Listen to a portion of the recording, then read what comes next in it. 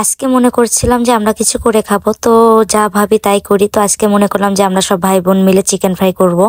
তো chicken fry করার জন্য আমরা একটা ছোট ব্রয়লার মুরগি নিয়ে চলে আসছি। তো এই দেখো, এদিকে আমি পেঁয়াজ রসুন কেটে নিচ্ছি, কারণ চিকেন ফ্রাই করার ক্ষেত্রে পেঁয়াজ রসুন আদা এগুলো লাগবে। আর সবচেয়ে বড় বিপদ হয়ে গেছে, কারণ আমি পরিবারে একমাত্র মেয়ে, আর একমাত্র মেয়েদের কাছে ভাইরা বেশি আবদার করে। তো চিকেন ফ্রাই করার জন্য আমি এদিকে আদাগুলো কেটে নিচ্ছি। এই দেখো, আমার প্রায় আদা রসুন পেঁয়াজ সবকিছুই কাটা কমপ্লিট। তো এদিকে আমার ভাই চলে আসলো, এই যে আমার ভাই।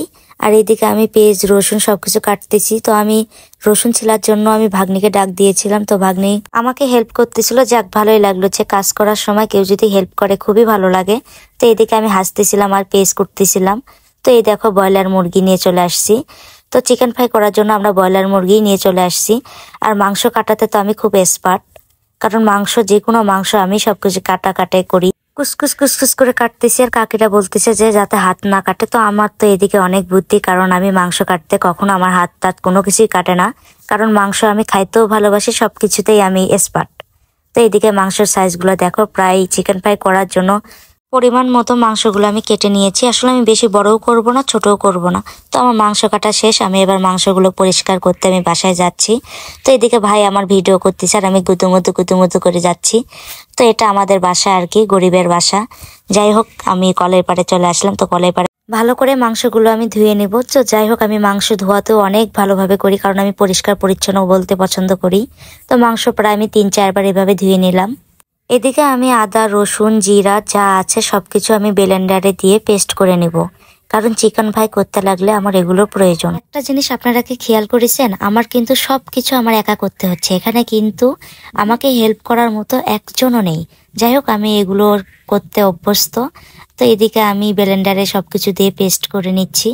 এবার আমি মাংসগুলোতে আমি প্রায় সবকিছু দিয়ে আমি কিছুক্ষণ পেস্ট করে নেব, কারণ আর চিকেন ফ্রাইতে আমরা লেবু কিন্তু অবশ্যই দিব, লবণ দিব, হলুদ দিব, ঝালের গুঁড়া দিব, সবকিছু পরিমাণ মতো দিয়ে আমরা কিন্তু প্রায় 15 মিনিট এটা আমি রেখে দিয়েছিলাম, বা অনেকে আধা ঘন্টাও রেখে দিতে পারেন, যে যতক্ষণ পারবেন ততক্ষণ রাখবেন। তো আমি এদিকে ভালো করে মাখু করে প্রায় 15 মিনিট রেখে দিয়েছিলাম। তো এদিকে আমি চিকেন ফ্রাই করার জন্য ময়দা নিয়েছি। তো ময়দা আমরা বেশি নিয়েছিলাম না, সামান্য। আমি কিন্তু এখানে পরিমাণ মতো ময়দা নিয়ে নিয়েছি। তো এই ময়দাতে আমি সামান্য কিছু ঝালের গুঁড়া দিয়েছিলাম আর লবণ দিয়েছিলাম। তো লবণ দিয়ে আমি কিছুক্ষণ এটা মিক্সড করতেছিলাম। তো যাই হোক, আমার প্রায় একটু ঝালের গুঁড়া কম হয়েছিল, তো আমি তারপরে একটু দিয়ে দিয়েছিলাম। তো এদিকে আমি 2টা ডিম ভেঙে নিচ্ছিলাম, কারণ চিকেন ফ্রাই করতে গেলে আপনারা ইচ্ছা করলে ডিমও দিতে পারেন। তো আমি ডিম দিয়েছিলাম। তো ডিম দিয়ে আমি অবশেষে, আমরা কিন্তু গ্যাসের চুলায় করছিলাম না, আসলে মাটির চুলাতে রান্না করার কিন্তু মজা একটা অন্যরকম। তো যাই হোক, আমি এখানে মাংস একটু ময়দাতে মাখাই নিয়ে আবার ডিমে মাখাই নিয়ে তেলে দিয়ে দিচ্ছি।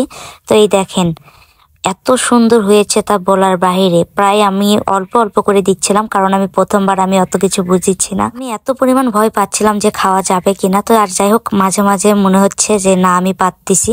তো অবশেষে আমার করা প্রায় কমপ্লিট। ভাইরা খায় যে এত পরিমাণ রিভিউ দিবে, যাক আমি সার্থক, আমি অনেক খুশি যে আমি পারছি। অবশেষে যতটুকুই পারি আমি করছি।